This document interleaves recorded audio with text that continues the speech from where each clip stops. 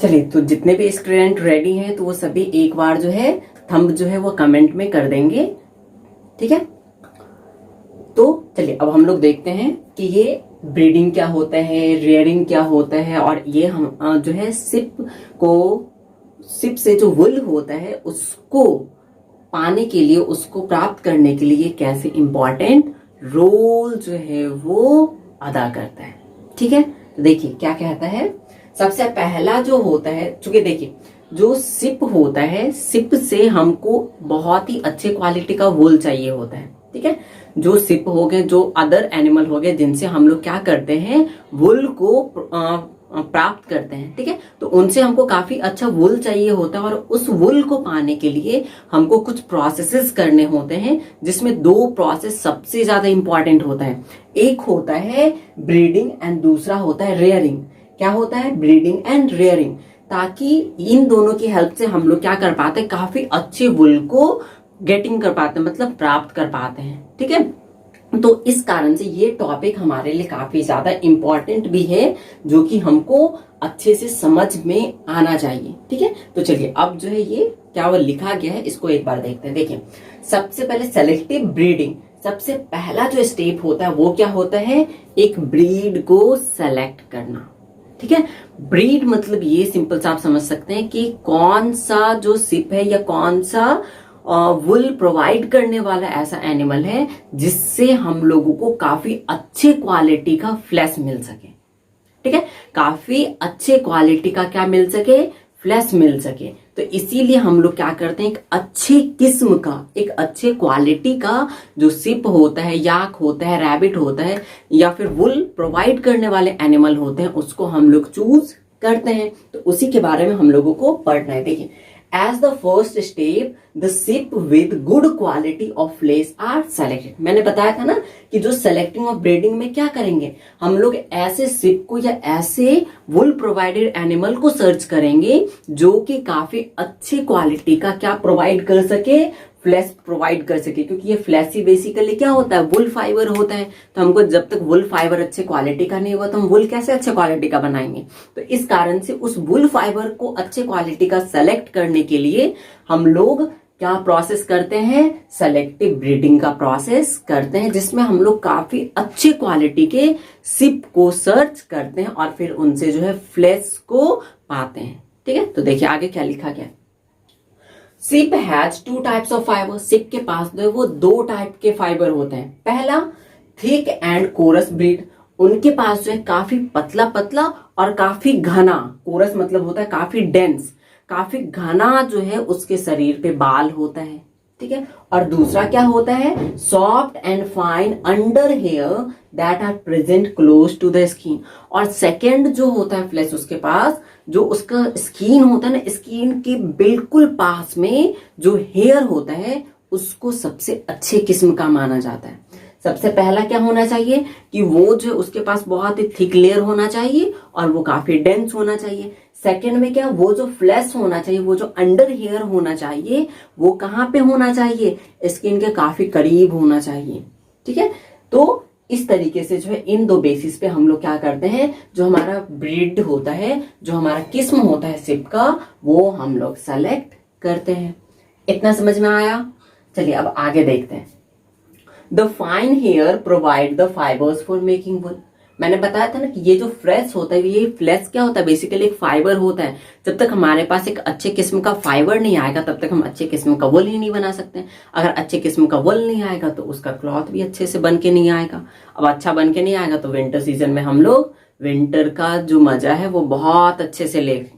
ठीक है, तो इसलिए वूल जो है, हमारे पास जो वूल का क्लॉथ है वो काफी अच्छी क्वालिटी का आ पाए, इसके लिए जो है जो सिपर्ड्स होते हैं उनके द्वारा क्या किया जाता है, काफी अच्छे किस्म का ये जो सिप होता है वो सेलेक्ट किया जाता है, और इसी प्रोसेस को बोलते हैं सेलेक्टिव ऑफ ब्रीडिंग।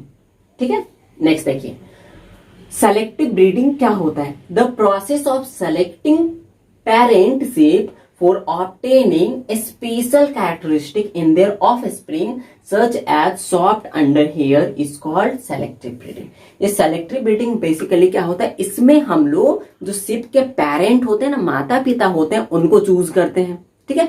वो चूज करने के बाद वो रिप्रोडक्शन करते हैं। रिप्रोडक्शन करने के बाद उनके पास जो ऑफ स्प्रिंग होता है, तो देखिए ये ऑफ स्प्रिंग जो है वो डिफरेंट ये से आ सकता है। देखिए इसमें वो सेम अगर दोनों जो सिप है वो दोनों अगर अच्छे क्वालिटी के हैं तो सेम सिप आ जाएगा, लेकिन एक सिप जो है अच्छे क्वालिटी का है वो दूसरे कैटेगरी का, और दूसरा सिप जो है वो भी अच्छे कैटेगरी का, वो भी अच्छा है और लेकिन दूसरे कैटेगरी का है, तो दोनों के बीच क्या करवाया जाएगा, रिप्रोडक्शन करवाया जाएगा। और रिप्रोडक्शन करवा के जो ऑफ स्प्रिंग आएगा, जो न्यू सिप आएगा, उसके पास काफी अच्छे किस्म का क्या होगा, उसके पास काफी अच्छे किस्म का सॉफ्ट एंड अंडर हेयर होगा। क्योंकि अच्छे किस्म का वुल क्लॉथ बनाने के लिए ये हमारे लिए काफी इंपॉर्टेंट होता है कि उसका जो फ्लैश है, हेयर है, वो कैसा होना चाहिए, सॉफ्ट होना चाहिए, और ज्यादा डेंस के साथ साथ वो अंडर हेयर स्किन भी होना चाहिए, स्किन के बहुत पास उसका जो हेयर है वो होना चाहिए।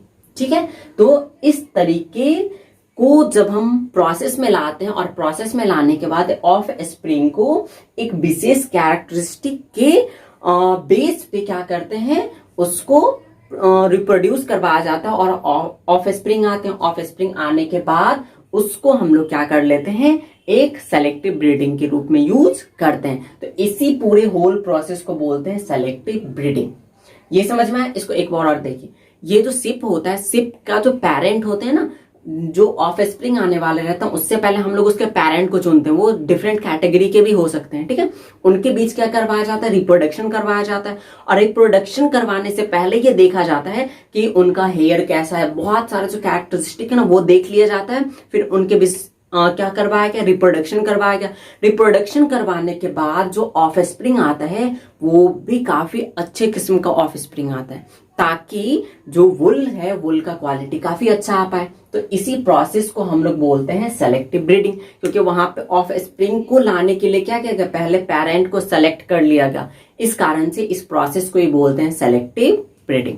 आई होप कि ये आपको पूरे अच्छे से समझ में आया होगा। तो एक बार जरूर से थंबनेल कर दीजिए, फिर हम लोग अपने नेक्स्ट टॉपिक पे चलते हैं, रेयरिंग पे।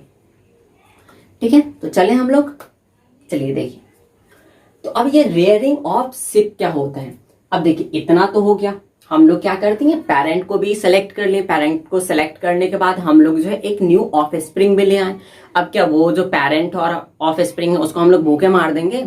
नहीं, बिल्कुल भी नहीं मारेंगे। तो उसके टेक केयर भी चाहिए, उसकी हेल्थ एक्टिविटी को भी देखना होगा, उसका जो फूड है क्या वो खाता है, क्या नहीं खाना चाहिए, क्या खाने देना है, ये सारा कुछ तो देखभाल करना होगा ना, तभी जाके। क्योंकि अब वो ऑफ स्प्रिंग आया, उस पे बाल आ गए, उसको तो हम डायरेक्ट ऐसे कट नहीं करने लग जाएंगे, उसको पहले बड़ा करेंगे। बड़ा करने के बाद उसका जो हेयर है वो और भी ज्यादा डेंस होगा, तभी तो जाके उसको कट करेंगे ना।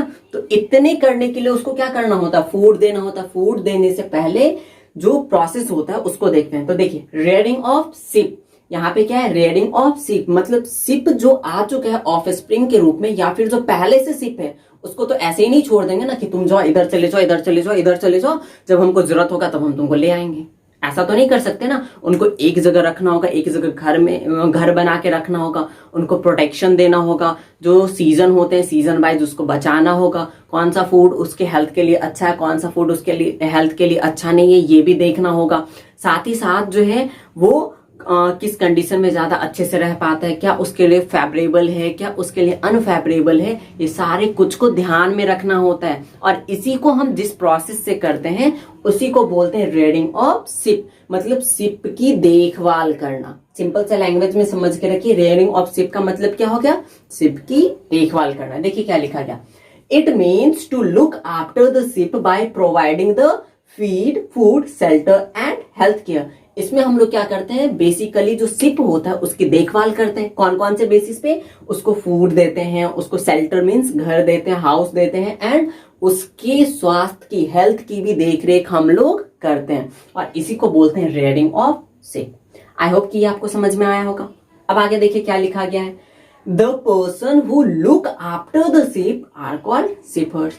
जो पर्सन होते हैं जो सिप को क्या करते हैं, देखते हैं, देखभाल करते हैं, उनको जब खाना खाना होता है तो उनको ग्रेजिंग के लिए लेके जाते हैं, उनकी जब हेल्थ खराब होती है तो वहां पे देखभाल करते हैं। तो वो जो पर्टिकुलर पर्सन होता है उसको क्या बोलते हैं, शिप हर्ड्स बोलते हैं। क्या बोलते हैं, शिप हर्ड्स बोलते हैं। और ये जो प्रोसेस होता है जिसके थ्रू ये देखभाल करते हैं उस प्रोसेस को क्या बोलते हैं, रेयरिंग ऑफ शिप बोलते हैं। याद रखिएगा, प्रोसेस को क्या बोलेंगे, रेयरिंग ऑफ शिप, और उस पर्सन को क्या बोलेंगे, शिप हर्ड्स।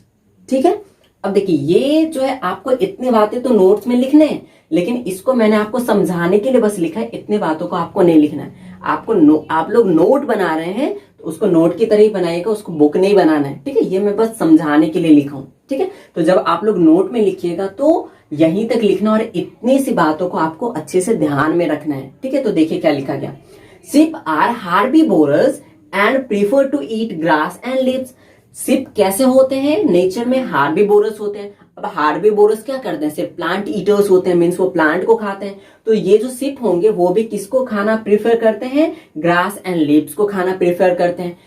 लेकिन इसके अलावा भी शिप को ज्यादा स्ट्रांग करने के लिए, शिप को ज्यादा स्ट्रांग करने के लिए जो शिप हर्ड्स होते हैं वो क्या करते हैं, shepherd takes the herds of sheep to countryside for grazing. जो शिप हर्ड्स होते हैं, जो उसकी देखभाल करने वाले होते हैं, शिप की देखभाल करने वाले होते हैं, वो उनको ग्रेजिंग के लिए जो गांव का चारागाह वगैरह होता है, कंट्री साइड मतलब होता है गांव का जो चारागाह होता है, वहां पे वो उसको ग्रेजिंग के लिए, चरने के लिए लेकर के जाते हैं, ताकि वो वहां पे जाके क्या कर सके। अब चारागाह में बेसिकली क्या होगा, प्लांट होंगे, प्लांट के लीव्स होंगे, या फिर जो ग्रास वगैरह होंगे वो होंगे, तो वो उसको वहां पे क्या करेंगे, फीड करेंगे। फीड करने के बाद क्या होगा, उनको एनर्जी मिलेगा और वो ग्रोथ कर पाएंगे। ठीक है, अगर इसके अलावा भी apart from grazing of grasses के अलावा भी the sheep are also feed mixture of pulses, corn, jowars, minerals, oil, cake etcetera जो है उनको खाने के लिए दिया जाता है। सिर्फ और सिर्फ उनको ग्रेजिंग के लिए नहीं दिया जाता। अब देखिए क्या होगा, हम लोग हम लोग क्या हैं, ह्यूमन बींग्स हैं, हम लोग भी तो फूड खाते हैं। क्या हो, अगर हम लोगों को सिर्फ और सिर्फ जो ना दाल भात ही खाने के लिए दिया जाए और कुछ नहीं दिया जाए, सिर्फ दाल भात दाल भात दाल भात दाल भात दाल भात, ठीक है, पहले दूसरे दिन तो हम खा लेंगे, लेकिन उसके बाद हम लोगों को काफी ज्यादा बोर लगेगा ना। तो जानवर भी तो एक लिविंग थिंग्स है ना, उसके साथ अन्याय कैसे कर सकते हैं। तो इनको जो है ग्रास खाने के लिए भी दिया जाता है, और ग्रास खाने के अलावा भी इनको बहुत सारे तरीके के मिक्सचर दिए जाते हैं, जैसे कि उस मिक्सचर में हो सकता है पल्सेस, कॉर्न, ज्वार, मिनरल्स, ऑयल, केक होते हैं वो एक्सेट्रा। ये सारे कुछ का मिक्सचर जो है उनको खाने के लिए दिया जाता है, ताकि उनका जो न्यूट्रिशन है बॉडी का वो उनको भरपूर मात्रा में मिले और वो काफी अच्छे से ग्रो कर पाए। ठीक है, नेक्स्ट देखिए, in winter sheep are keeped indoors and feed on leaves, grains and dry fodders. जब विंटर का सीजन आता है तो विंटर के सीजन में इनकी देखभाल करनी और भी ज्यादा जरूरी हो जाती है। ठीक है, तो इनको क्या किया जाता है, घर के अंदर ही जो उनका शेल्टर रहता है, चारागाह रहता है, जो उस शिप को रखने के लिए जो घर बनाया गया रहता है उसी में उसको रखा जाता है। और वहां पे जो ग्रासेस वगैरह होती हैं, ग्रेन्स होते हैं, जो ड्राई फूडर्स होते हैं, सूखे सूखे जो सामान होते हैं खाने के लिए शिप के, वो उनको दिया जाता है ताकि वो वहां पे सरवाइव कर सके। तो इस तरीके से जो है इतने सारे प्रोसेस के बाद उनके बॉडी पे जो फ्लैश आएगा, उस फ्लैश को हम लोग कट करेंगे। कट करने के बाद जो हमारे पास आएगा वो फाइबर होगा। इसके अलावा जो और सारे प्रोसेस होते हैं इसके बारे में जस्ट हम लोग नेक्स्ट लेक्चर में कवर करेंगे। तो आई होप कि ये जो प्रोसेसेस हैं, selective of breeding and rearing of ship, ये आपको काफी अच्छे से समझ में आया होगा। अगर आपको ये सेशन अच्छा लगा तो आप लोग जो है प्लीज से थंबनेल जो है वो कमेंट बॉक्स में जरूर करें, ताकि मुझे पता चले कि ये वीडियो जो है आप लोगों को काफी अच्छा लगा और आप लोगों ने एंजॉय किया। ठीक है, तो इस लेक्चर के साथ हम लोग अब जो है मिलते हैं अगले नेक्स्ट लेक्चर में काफी इंटरेस्टिंग टॉपिक के साथ। तो तब तक के लिए bye and take care and thanks.